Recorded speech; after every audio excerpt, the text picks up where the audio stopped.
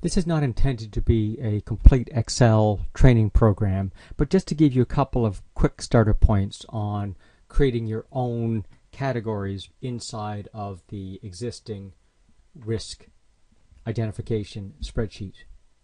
So there's a couple of things that are common that you need to do. One may be to modify the categories which are on the sheet. So let's say, for example, you're using the Costco example that we have included as a spreadsheet. In that one, we've listed across the top the categories that come from the Costco framework. So, for example, it's divided into 4 major categories: strategy, which we've put down, then the other one's operational, reporting, and compliance. And then inside of those are the different subcategories or risk elements, such as economic risks. And what we've done is we've just listed those on the spreadsheet.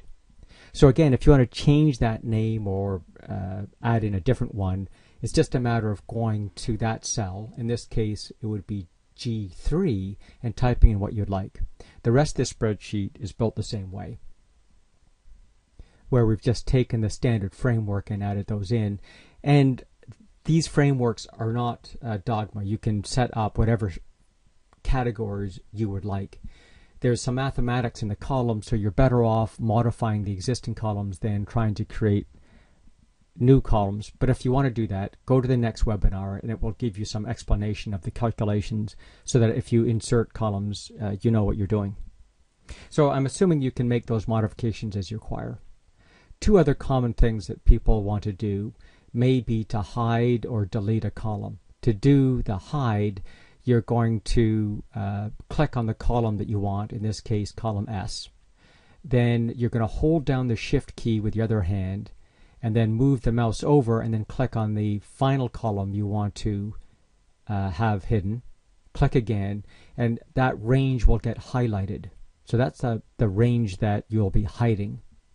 Then you can click anywhere in the highlighted area and right click and a small menu will pop up that gives you a bunch of options. You're going to go to the second to the bottom one and select hide, and that will make that column disappear. It won't affect the mathematics, but as you facilitate your team, you won't be trying to rate, in this case, the technological risks. Now, in some cases, you might be doing this in a team with a projector, and to help keep that view large enough that everyone can see, you might want to split the screen. To do that, you're going to click on the View tab. Inside of that, you're going to click on the Freeze Panes option, and then you can choose what type of pane you want to freeze, and what you'll find is it will keep the strategic objectives on the left, and then you can scroll the other ones behind it so you can just bring the column up that you're working with.